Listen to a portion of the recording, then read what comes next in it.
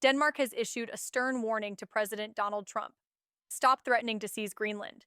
This isn't diplomatic language. This is a NATO ally telling the American president to back off. The statement from Danish Prime Minister Mette Frederiksen came just hours after the United States military captured Venezuelan President Nicolas Maduro, raising fears in Copenhagen that Greenland could face a similar fate. Let's begin with what happened in the past 24 hours. On Saturday evening, January 3rd, just hours after American forces extracted Maduro from his presidential compound in Caracas, a provocative image appeared on social media. Katie Miller, wife of Trump's Deputy Chief of Staff Stephen Miller, posted a picture of Greenland wrapped entirely in the American flag. The caption contained just one word: soon. That single word sent shockwaves through Denmark and Greenland. Within hours, Trump himself gave an interview to The Atlantic magazine where he was asked directly about Greenland. His response? "We do need Greenland, absolutely. We need it for defense." When pressed about whether the Venezuela operation had implications for Greenland, Trump said it was up to others to decide. But he made clear the United States needs Greenland, and he believes acquiring it is essential for American national security. On Sunday, Danish Prime Minister Mette Frederiksen released an official statement that pulled no punches. "It makes absolutely no sense to talk about the United States needing to take over Greenland," she declared. "The United States has no right to annex any of the three nations in the Danish kingdom." She then issued what amounts to a direct command to the American president. "I would therefore strongly urge the United States to stop the threats against a historically close ally." Greenland's own Prime Minister, Jens Frederik Nielsen, also responded publicly. He called Katie Miller's social media post disrespectful and stated unequivocally, "Our country is not for sale, and our future is not determined by social media posts. We are a democratic society with autonomy, free elections, and strong institutions. Our position is clearly rooted in international law and in internationally recognized agreements. It stands." Denmark's ambassador to the United States, Jesper Møller Sørensen, issued his own carefully worded rebuke. He posted on social media, "We expect full respect for the territorial integrity of the Kingdom of Denmark. Just a friendly reminder about the United States and the Kingdom of Denmark. We are close allies and should continue to work together as such. But why is this happening now? Why Greenland? And why is Trump so obsessed with acquiring this massive Arctic island?" To understand this crisis, we need to understand what Greenland actually is and why it matters. Greenland is the world's largest island, covering over 2.1 million square kilometers. It's about 3 times the size of Texas. 80% of it is covered in ice. The population is just 57,000 people, most of whom are indigenous Greenlanders. Politically, Greenland is a semi-autonomous territory within the Kingdom of Denmark. It's been under Danish control since the early 18th century, but was granted home rule in 1979 and expanded self-government in 2009. Under that 2009 agreement, Greenland has the right to declare full independence from Denmark through a referendum. Though it remains heavily dependent on Danish subsidies, Copenhagen provides approximately 3.4 billion Danish kroner, or about $500 million annually to Greenland's budget. So why does Trump want it? There are 3 main reasons, and they're all deeply strategic. First, location. Greenland occupies one of the most strategically important positions on Earth. It sits between Europe and North America, directly along the shortest route a Russian ballistic missile would take to reach the continental United States. During the Cold War, this made Greenland absolutely critical to American defense. That importance has not diminished. The United States maintains Patuffik Space Base, formerly known as Thule Air Base, in northwestern Greenland. This installation performs critical missile warning, missile defense, and space surveillance missions. It's one of America's most important early warning systems. Greenland is also part of what's known as the Guyuk Gap, the stretch of water between Greenland, Iceland, and the United Kingdom. This is a naval choke point that represents a gateway to the Atlantic Ocean for Russia's northern fleet. Control of Greenland means control of monitoring and potentially restricting Russian naval movements. Second, critical minerals.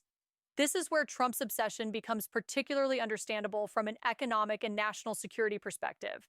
Greenland contains 39 of the 50 minerals deemed critical to United States national security and economic stability. We're talking about rare earth elements, graphite, platinum group metals, niobium, lithium, titanium, all the materials essential for manufacturing phones, computer chips, electric vehicles, batteries, wind turbines, and advanced weapon systems. Here's the problem. China currently dominates the global supply of these critical minerals. China refines between 40 and 90% of the global supply of key elements. Of the 50 critical minerals listed by the U.S. Geological Survey, the United States imports between 50 and 100% of 41 of them.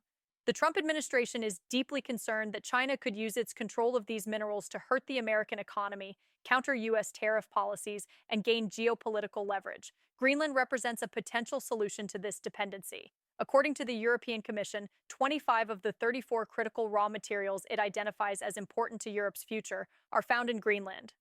Mining industry executives have called Greenland's vast mineral potential an opportunity for the West to secure essential critical minerals and reduce dependence on China. There's also oil and natural gas. The U.S. Geological Survey estimates upward of 17.5 billion undiscovered barrels of oil and 148 trillion cubic feet of natural gas off Greenland's coasts. These are massive reserves that remain largely unexploited due to the harsh Arctic environment and environmental concerns from Greenlanders themselves. Third, Arctic shipping routes and the China-Russia factor. As Arctic sea ice melts due to climate change, new shipping routes are opening that could fundamentally reshape global trade. The Northwest Passage along the northern coastline of North America and the Transpolar Sea Route through the center of the Arctic Ocean could eventually reduce shipping times between Europe and Asia by up to 40%, bypassing traditional choke points like the Suez and Panama Canals. Greenland occupies a key position along both of these potential routes. As vessel traffic in the Arctic Ocean increases, Greenland will become crucial for emergency management, prevention, response, and effective management of Arctic maritime activities. But here's what really worries American national security officials. China and Russia are making aggressive moves in the Arctic. Since declaring itself a near-Arctic state in 2018, China has been moving to assert influence in the region. As of 2022, China's investments above the Arctic Circle amounted to more than $90 billion, including research and infrastructure projects in Iceland, Finland, and Norway. China released a white paper detailing its Arctic strategy, including its intention to build a polar Silk Road in parallel with its Belt and Road initiative. During the 2010s, Greenland actually courted Chinese mining companies to invest, though subsequent mining projects involving Chinese partners have mostly stalled or failed after pressure from the United States helped quash Chinese bids to construct new airports and convert an abandoned Danish naval base into a research station. Russia, meanwhile, has been massively expanding its Arctic presence. Moscow has been reopening old Soviet bases, building new military infrastructure, including landing strips and radar facilities, and upgrading its submarine fleet with more capable vessels. Russia has grown its number of operational icebreakers to approximately 40, while the United States has only 2 functioning icebreakers. China has built several as well. This creates a massive strategic imbalance in the Arctic. Now, this isn't the first time Trump has tried to acquire Greenland. During his first term in 2019, Trump floated the idea of purchasing Greenland outright. Danish Prime Minister Mette Frederiksen called the proposal absurd, which reportedly infuriated Trump so much that he canceled a planned state visit to Denmark. But Trump never let go of the idea. After his 2024 re-election, Trump's interest intensified.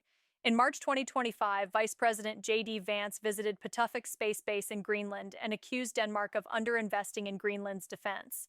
Then in August, Danish officials summoned the top U.S. diplomat in Copenhagen, following reports that at least 3 people with connections to Trump had carried out covert influence operations in Greenland. On December 21, 2025, Trump made his most aggressive move yet. He appointed Louisiana Governor Jeff Landry as special envoy to Greenland. This was an extraordinary step. Landry, a Republican with no foreign policy experience, no background in Arctic issues, and no diplomatic credentials, was tasked with advancing Trump's goal of making Greenland part of the United States.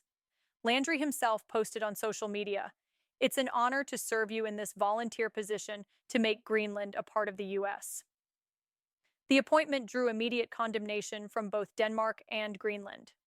Danish Foreign Minister Lars Løkke Rasmussen announced he would summon the U.S. ambassador to Copenhagen, calling the appointment completely unacceptable. Danish Prime Minister Frederiksen and Greenland's Prime Minister Nielsen issued a rare joint statement. National borders and the sovereignty of states are rooted in international law. They are fundamental principles. You cannot annex another country, not even with an argument about international security. Greenland belongs to the Greenlanders, and the United States shall not take over Greenland. We expect respect for our joint territorial integrity. A Danish political science professor put it bluntly to Reuters, This appointment shows that all the money Denmark has invested in Greenland, in the defense of the Arctic, and all the friendly things we have said to the Americans have had no effect at all. And that brings us to this weekend's crisis. The timing is absolutely critical. On Saturday, the United States military conducted a massive operation in Venezuela, capturing President Nicolas Maduro and flying him to New York to face drug trafficking charges. Trump announced that the United States would temporarily run Venezuela until a proper transition could take place. Hours later, Katie Miller posted that image of Greenland wrapped in the American flag with the words soon. The message was unmistakable: Venezuela today, Greenland tomorrow. European allies were rattled. If the United States is willing to launch a military operation to capture the leader of Venezuela, a sovereign nation, what would stop Trump from using similar tactics against Greenland? Denmark is a NATO ally, yes, but Trump has repeatedly shown disdain for traditional alliances and international norms. Trump himself has refused to rule out using military force to acquire Greenland. When asked directly whether he would take Greenland by force, Trump has said he won't take anything off the table. He's described Greenland as surrounded by Russian and Chinese ships, a claim made without providing evidence, and insists the United States absolutely needs it for defense. Here's what makes this particularly complicated. The United States already has extensive access to Greenland for defense purposes. The 1951 Defense of Greenland Agreement gives the United States sweeping rights to maintain military installations on the island. Patuxent Space Base operates under this agreement. Denmark and the United States are NATO allies with deep defense cooperation. American objectives in Greenland, monitoring Russia, preventing Chinese influence, accessing the territory for missile defense, are already being achieved through the existing partnership. Multiple foreign policy experts have argued that attempting to seize Greenland would be not just unnecessary, but catastrophically counterproductive. The Center for Strategic and International Studies published an analysis titled, "Seizing Greenland is Worse Than a Bad Deal," arguing that trying to take Greenland by force or coercion would be a legacy-defining unforced error for the Trump administration. Why? Because it would destroy America's relationship with NATO. Denmark is a founding member of NATO. If the United States were to use military force or economic coercion to take territory from a NATO ally, it would represent the most serious crisis in the alliance's 75-year history. European nations would have to fundamentally reassess whether they can trust the United States. NATO itself might not survive such a breach. It would also push Greenland into the arms of other powers. Greenlanders have made clear they have no interest in becoming part of the United States. Most Greenlanders support eventual independence from Denmark, but they want to achieve that independence on their own terms, not by switching to what they call a new colonial master. If the United States were to threaten or pressure Greenland, it would likely strengthen Greenlandic nationalism and potentially open doors for other countries, possibly even China or Russia, to offer alternative partnerships that respect Greenlandic sovereignty. Denmark, meanwhile, is not sitting idle. Copenhagen has significantly boosted its Arctic defense spending in response to Trump's pressure. In 2025, Denmark committed $13.7 billion for Arctic and North Atlantic defense, including investments in long-range drones, inspection ships, surveillance systems, radars, satellites, and even dog-sled teams for Arctic patrols. So where does this leave us? A diplomatic crisis is unfolding between the United States and one of its oldest and most reliable allies. Denmark has told President Trump to stop the threats. Greenland has made clear it is not for sale, and its future will be decided by Greenlanders, not by foreign powers. Trump has shown no signs of backing down, having appointed a special envoy specifically to pursue Greenland's annexation. The broader implications are staggering. This crisis is part of a pattern we're seeing in Trump's second term: a return to 19th century thinking about power through territorial conquest, a willingness to use military force or economic coercion against sovereign nations, and a fundamental disregard for the rules-based international order that the United States itself created after World War II. We saw it with Venezuela, where Trump announced the United States would run the country. We're seeing it with threats against the Panama Canal, where Trump has refused to rule out military action. And we're seeing it with Greenland, where a NATO ally is being pressured to surrender territory that has been part of Denmark for 3 centuries. For Denmark and Greenland, the question now is how to respond. Denmark is constrained by its NATO membership and its reliance on American security guarantees, but it's also a proud sovereign nation that cannot simply surrender territory to appease Washington. Greenland, with a population of just 57,000, faces enormous pressure, but has shown remarkable unity in rejecting American overtures. The next flashpoint could come soon. Governor Landry, as Trump's envoy, is expected to travel to Greenland for negotiations, though Greenlandic officials have made clear they have no interest in discussing annexation. If those talks fail, and there's every indication they will, the question becomes, what is Trump prepared to do? Will he follow through on his threats of economic coercion? Trump has reportedly threatened targeted tariffs against Denmark. He could use the International Emergency Economic Powers Act to impose punishing tariffs on Danish goods, including pharmaceuticals from companies like Novo Nordisk, the maker of Ozempic. Analysts estimate that Denmark's GDP could decline by 3% if the United States imposed even 10% tariffs on European Union imports, and Denmark would be particularly vulnerable to targeted measures. Or could this escalate to actual military pressure? Most analysts believe direct military action against Greenland is unlikely because Denmark is a NATO ally, and such an action would be politically toxic even among Trump's supporters. But Trump has surprised observers before. What we're witnessing is a fundamental test of the international order.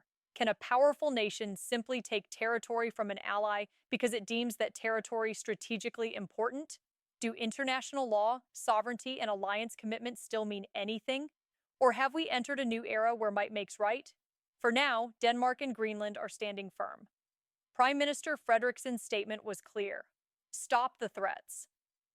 Greenland's Prime Minister Nielsen was equally direct. We are not for sale. But Trump has also been clear. He wants Greenland, he believes the United States needs it, and he hasn't ruled out using force to get it. Something has to give. This story is still developing, and the next 72 hours could be critical. We'll be monitoring all developments and bringing you updates as this extraordinary diplomatic crisis continues to unfold.